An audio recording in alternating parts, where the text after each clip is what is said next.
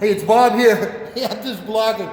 Hey, as we do these blogs, I told you guys I would get you out. We would actually talk to the people, survivors, everything about heart disease. Okay?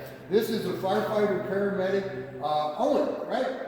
Oney, okay, from the Los Angeles County Fire. I'm going to actually step out. I'm going to let him in this picture, okay, because this isn't about me, guys. This is about heart disease. This is the face that you're going to see. When somebody calls, they're either going to see a sheriff or a firefighter paramedic. Yeah, is going to be what they especially need. in LA County. LA County, you're always going to get, if you call 911, you're going to get a fire engine, you're going to get a paramedic squad, and you're going to get a private ambulance, AMR. And because our system is, if we have to transport, if we have to go ALS, we're going to get in the back of the ambulance. We're going to actually go with the EMTs to the hospital. If it's not ALS, we'll send them BLS with the ambulance. So. Because, see, a lot of people think, and I'm going to break a stigma here, they think if they've got an EMT in the ambulance, they're okay. You're a full season paramedic. It takes you to be in the back of that ambulance to push the life-saving drugs that they need. And that's pretty much, I've encountered that everywhere across the nation. Yeah, it's a big difference. People don't understand the difference between an EMT and a paramedic. Everybody thinks everybody is the same, No. right? And it's not the same level of care. We get paid more money to be a paramedic. It takes almost a year from the time you start school to get through all of your paramedic training, and so it's obvious why we get paid more money to go out and do a better job, more of a job, right? And and a lot of it is on the job training. Once you've gone through school, once you've done your internship, a lot of it is you actually getting out there and seeing things, and just like anything else, get Yes. your hands dirty and learning from it, putting that stuff in your Rolodex in your head. So when you see it again, you're able to actually pull from your experience and try and do a good job. And realistically, paramedics do a fantastic job for the level of training that we have. Oh, you guys are. Yeah. Now, all my doctor friends, I know this is going to make you a little mad, but I trust you guys more than I do the emergency room doctor. I really do. I've been in the back of an ambulance so many times. I've been saved by, there's one paramedic that's put his hands on me 4 different times, Jeremy G. Barker. Okay. They call me the frequent flyer plant. I mean, I've had paramedics that I've become so friends with that have held my hand doing episodes, everything else. And now you've never had heart, like a stent or anything, but you've had cholesterol issues. Explain that to me. Yeah, so, and again, luckily with what we do, we have annual physicals every year. So every year we do a stress EKG. Every year we have to meet a minimum standard of being able to do push-ups and sit-ups and things like that. To be able to, they've tied a small bonus to it now. Before it wasn't bonus, it was voluntary. A lot of guys wouldn't go. Now they've tied a small bonus to it so that you want to go, and there's still guys that won't go, which is sad, but we get to do that every year. So they kind of keep a running total from the beginning of your career to the end of your career, how this job affects you, which there's a ton of data out there on it. And it's really hard on your body to get up at nighttime. Most people don't understand that. They you get to sleep in your bed all night, you go to sleep, you wake up in the morning, right? Or depending on how busy the station you're at, you can get, I worked in the desert at 33 for 7 years on the squad, and there was nights when you didn't sleep at all, which is most of the nights, and then some nights you might get half hour to an hour at a shot, and it does, it wears on your body, it beats you up, and so yeah, one of the years, 10 years ago when I went for my annual physical, during my stress EKG, I had an abnormality on my EKG, and our department's really good about taking that, and they'll send you down to Harbor, and they'll do a heart scan. So they'll inject you with the dye, and they'll actually do a heart scan. And then from there, you'll be with a cardiologist, so explain to you what's going on. I came back with a calcium score at the time it was 6, and since then, every time I've been checked again 2 other times, and it stayed at 6 because they put me on Lipitor. And again, just through hereditary things, no matter what I do, my cholesterol always ran high, no matter what kind of shape I was in. If I was the leanest I've ever been or the heaviest I've ever been, it's always been exactly the same.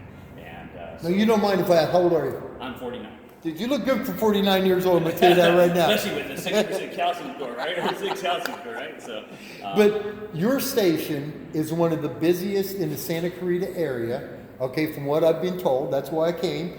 And I also hear through the grapevine, you know how that is, okay, everybody talks, that you go on more chest-related calls than pretty much anybody up in this area, Canyon Country, stuff like that. Yeah, you tend to it tends to go by the demographic of where you're at. So when you have a more established community that has a lot of older people that are retired, things like that, then yeah, we're going to end up pulling on more people with cardiac history. And again, like you said, this guy's holding your hand. There's plenty of times that we're sitting there holding someone's hand. We just had a guy last shift that was at emergent care. We called the urgent care.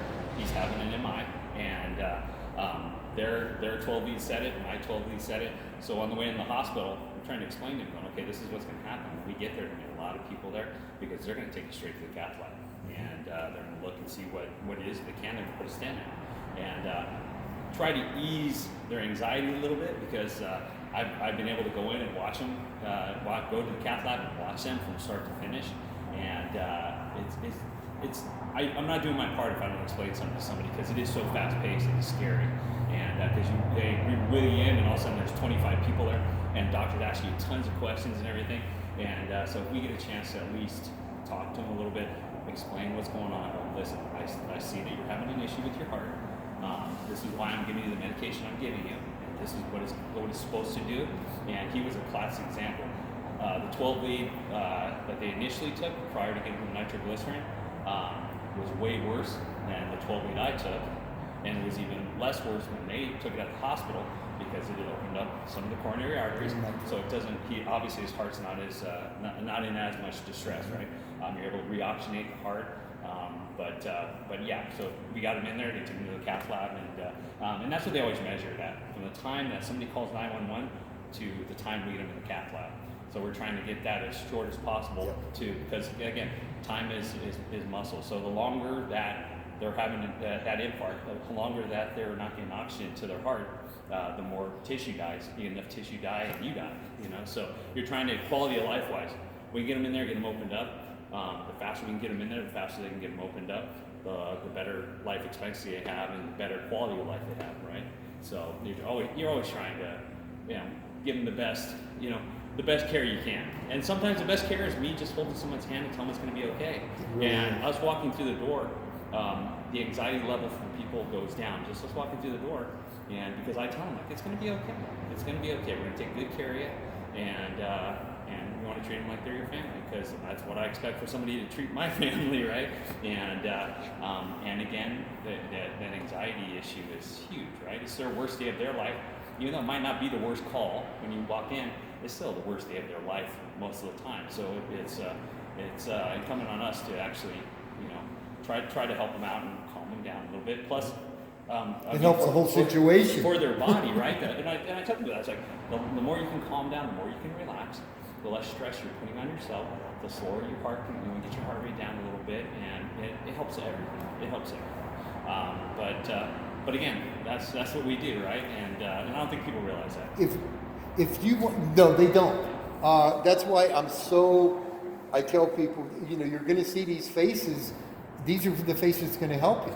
That's why I said you're either going to see a sheriff, you're going to see but you're definitely going to see a paramedic firefighter when you go down. You're going to see somebody, right? Now, if you had anything to say to the general public out there, since you do have cholesterol issues, I mean, you talk privately off camera, what would you tell somebody to save their life? Go have an annual physical. People, everybody has insurance. Use your insurance. Go have your cholesterol. Go have your blood work done. Have everything checked, and let them find things early on. People are so afraid of them finding something bad, and it's like, wouldn't you rather them find it early and treat it than to find it when you drop dead and you die, right? And my wife gets an annual physical every year. It's not as intrusive as mine is. She doesn't do a stress EKG, but again, I push her to do that to make sure that her blood pressure is okay, her sugar is okay, all that kind of stuff. And because most people don't realize they're diabetic until it's too late. Well, until we get called, or we get called out and they're having an issue, and we check their sugar and we're like, wow, your sugar's 400. You're not a diabetic? No. Okay, but they've had a ton of symptoms, and it's like, well, hate to break this to you, but you're diabetic, right? And it's through either poor habits. A lot of people, way overeat, and they put a lot of sugar in their body, and they overdrive their body's ability to maintain, what it should. Stress is a big issue. Yeah, too. stress, and you add all that stuff together, and especially with like COVID now, they're talking about all these comorbidities, right? And it's like you're putting yourself into that group when you're overweight and your blood pressure is high, and you turn yourself into a diabetic. I mean, type 1 diabetics, it's through no fault of their own, their body just, it was that way, right? But a lot of people can make themselves into a diabetic by being heavy and overeating and all that stuff. So, And since we're on that path, you end up with sugar diabetes, and me and you both know from sitting here, it's usually going to end up with heart problems. Oh, definitely. And especially with people with heart problems, it goes from the heart to the kidneys. Okay, because me, I'm at stage 3 and stage 3. Okay, so the number one thing that you have to tell people is make sure you do an annual physical. yeah, annual physical and take care of yourself. Because you'd much rather see them on the street and say hello to them than have to hold their hand, right? Yeah, not only that, but just, again, you don't have to go out and go to the gym every day. Go out for a walk. I mean, there's so many things you can do to help yourself. A little bit of exercise, and you know what? You don't have to eat a little bit slower, chew your food a little bit longer, give your stomach a chance to let your brain know that you're full, and don't overeat, right? I mean, that's, and again, you watch these shows that they have on TV where, Biggest Loser and stuff like that, and it's like, it shows you that people can make a difference. They just have to want to make a difference. Yeah, they want to right? make a difference. And again, most of us have families and stuff. And it's like, if you're not going to do it for yourself, do it for your family, right? Take care of yourself. That is the best thing I've heard right there. Yeah. Not only for yourself, do it for your family. Yeah, because again, you want to be around. Because throughout these interviews I'm going to be doing, okay, I'm not only going to do them with you, I'm going to do them with engineers, okay, other paramedics, firefighters, doctors, heart surgeons. But one of the number one things I want to do it with is survivors. And then I want to show families that their loved one didn't make it. Yeah. I want them to see what that family had to go through because you didn't want to go and have yourself checked. And that's tough. And again, it didn't used to affect me so much when I was younger. But as you get older and you kind of start realizing your own mortality, it is harder and harder to see the family when we show up on somebody's in cardiac arrest and we're working on them and they don't quite understand the gravity of the situation, because when we're doing CPR and we're working on somebody, they're dead. And I don't think people realize that. And again, we can do a lot of stuff, but people die for a reason. And a lot of times our best effort is just not good enough. It's your day and it's your time, and but you've kind of put yourself on that trajectory for the most part, and take care of yourself, right? You don't want to have to look at, again, it's sad. It's sad to see a wife, daughter, a son, or a parent, watching their child go through that, or watching a loved one go through it, and there's nothing we can say to make it better. There's nothing, that we can really do other than do our best. And sometimes it's not good enough, which is a sad situation, but we come and do everything we possibly can. But again, like I said, people got to do their part. You've got to wake up, and if you're overweight, try and lose some weight. Do something for yourself. Exercise a little bit, change your diet a little bit. And it doesn't have to be extremes. That's what everybody, I think that's probably what messes most people up. That people think, like, I have to go crazy, like somebody trying to stop smoking, right? I have to go cold turkey. No, you just have to do something to start, waning it back a little bit to where you can finally, get completely off of something or lose some weight. And everybody wants everything right now, and it's like, it doesn't happen right now. You didn't get. It's taking you years to get here. It's going to take you years to get back. You didn't get heavy overnight, so it's going to take time to. It's a long race, right? I mean, you got to pace yourself, and but people are so used to instant gratification nowadays. They want it like right now. I want to go get the lap band or something instead, because that'll be easier, right? Mm-hmm. And again, it's all up to you. It's in your head, your willpower, and you've got to want it more than you don't want it. And it's a sad fact. Most people, they don't want it until it's too late. They don't want to make changes until something drastic happens.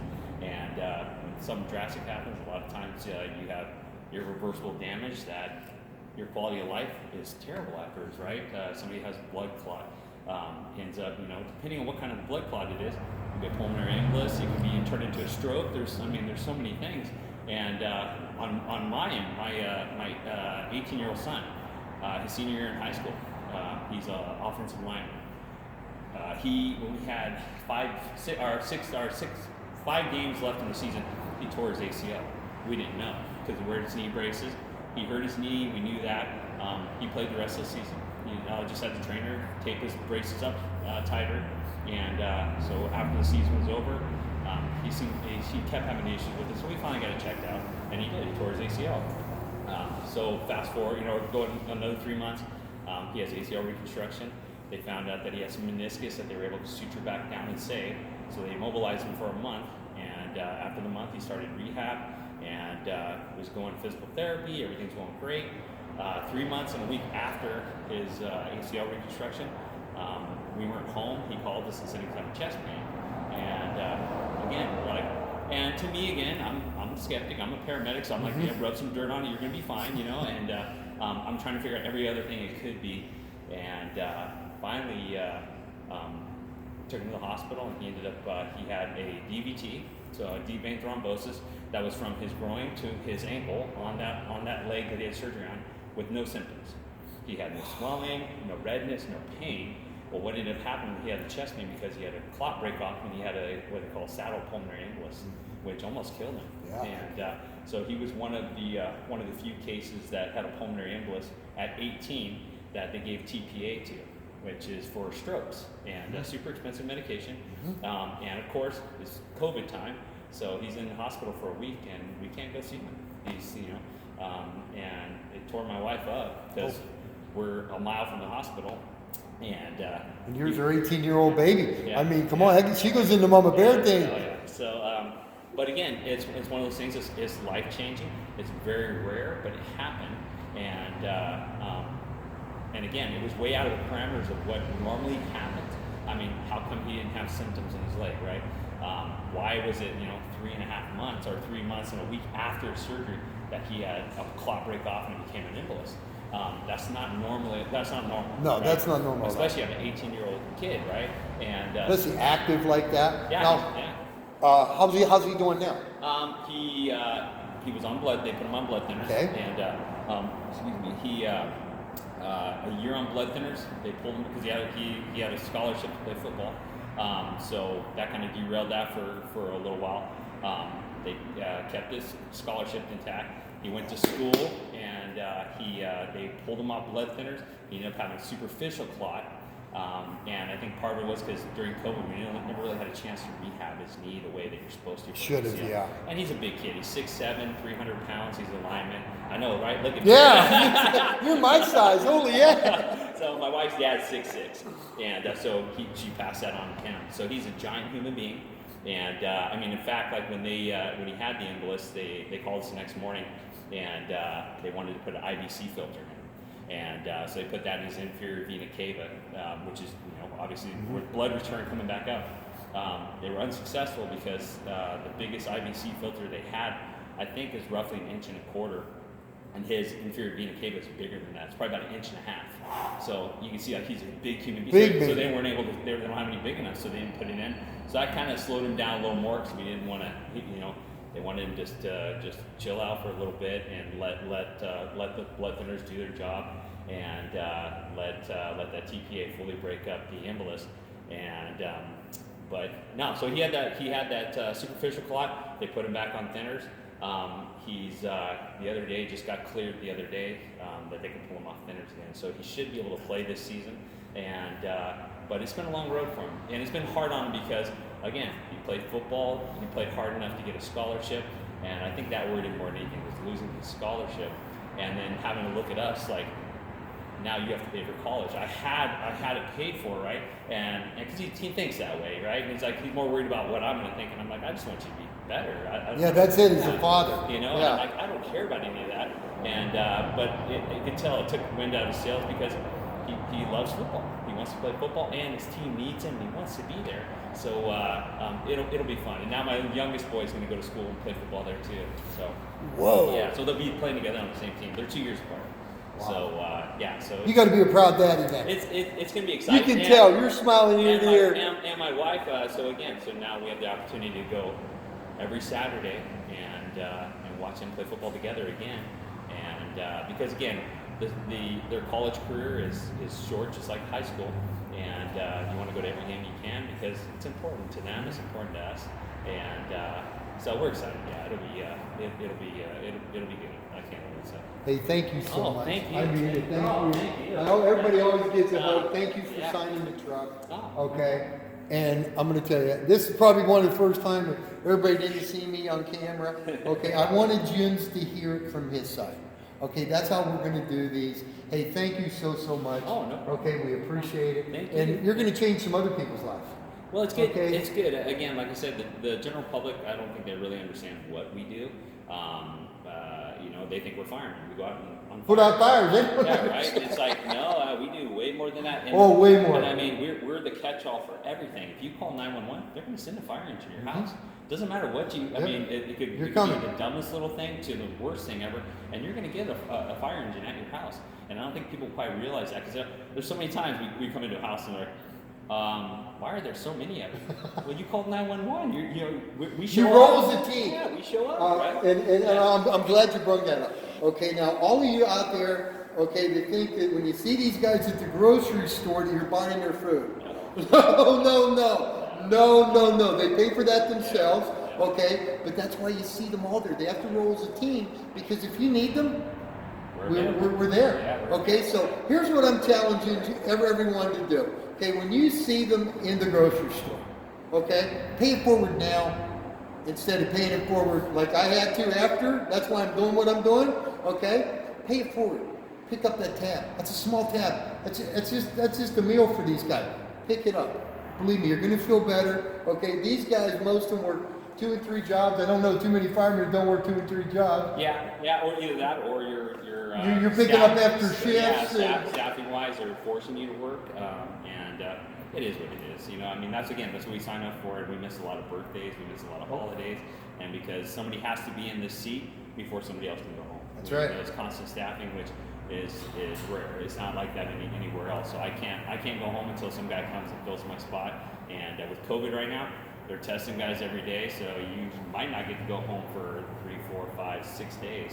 And which now your wife has to be a single parent. You know, it's she has to take up every day. Yeah, you know, I really appreciate you guys. No I hope you know that. Thank you. I truly love you guys because without guys just like you, I would not have never seen my grandchildren. Thank you. Okay, so thank you again very much. Thank you. Okay, everyone, remember to tune in bobquicksjourneys.com. There's going to be a lot more videos like this where I'm going to stand behind. You don't have to listen to me. I've talked to you for years. It's time for me to let the voice through them be heard. Okay, now remember what I challenged you to. Pick up the tab for food.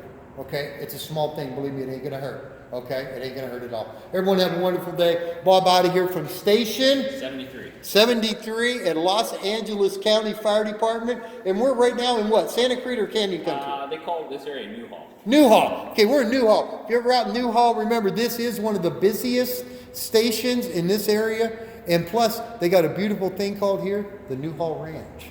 Go check it out, guys. You'll love it. Everyone have a good day. Bob out of here. Bye-bye.